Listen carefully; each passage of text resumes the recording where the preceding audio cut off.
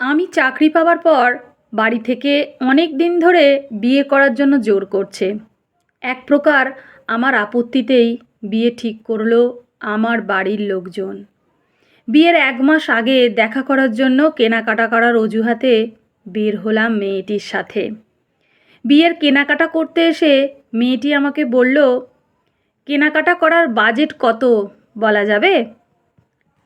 তাহলে সে হিসেবেই কেনাকাটা করতাম।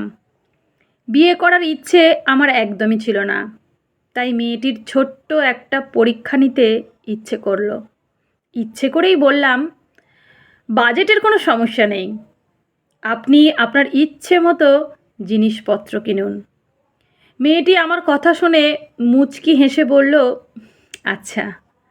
এরপর মেয়েটির সাথে ঘুরে ফিরে অনেক কিছুই কেনাকাটা করলাম। তবে খেয়াল করলাম মেয়েটা প্রয়োজনের চেয়ে একটি অতিরিক্ত জিনিসও কিনলেন না। আলতা কিনতে গিয়ে আমি ওনাকে বললাম, আলতার কালারটা বেশ সুন্দর, বরং এক কাজ করুন, ২টা কিনুন। মেয়েটা ভ্রু কুঁচকে বলল, শুধু শুধু ২টো কেনার কী দরকার, একটা দিয়েই তো ১ বছর পার হয়ে যাবে। কেনাকাটা করার পর মেয়েটিকে নিয়ে একটা রেস্টুরেন্টে খেতে যাই, কিন্তু সেখানেও তিনি পেট ভরার জন্য যতটুকু খাবারের প্রয়োজন ততটুকুই খাবার অর্ডার করলেন। বাড়তি কোনো কিছুই তিনি নিলেন না। বুঝতে চেয়েছিলাম মেয়েটার খরচের হাত কীরকম।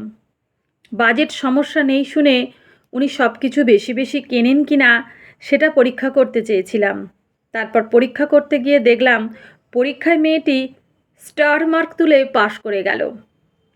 পরম তৃপ্তিতে নিঃশ্বাস ফেললাম আমি। চাঁদের টুকরো মেয়ে পেয়েছি। এই মেয়ে সংসার বুঝবে, স্বামীর ইনকাম অনুযায়ী খরচ করতে জানবে। বাড়ির লোক আমার জন্য হীরের টুকরো মেয়ে খুঁজে এনেছে। প্রতিটা ছেলে স্ত্রী হিসেবে তো এমন মেয়েকে কল্পনা করে, তাই না? সত্যিই তাই, ছেলেরা জীবনসঙ্গিনী হিসেবে এমনই একজন মেয়েকেই কল্পনা করে, যে স্ত্রী হিসেবে সব সময় পাশে থাকবে, ভালো সময় খারাপ সময়ের পার্থক্য বুঝবে, যার অতিরিক্ত চাহিদা বলে কিছু থাকবে না, যে বাজে খরচ করার আগে 10 বার ভাববে এটা করা উচিত নাকি উচিত নয়। কলমে জয়ন্ত কুমার জয়, পাঠে অর্পিতা চৌধুরী।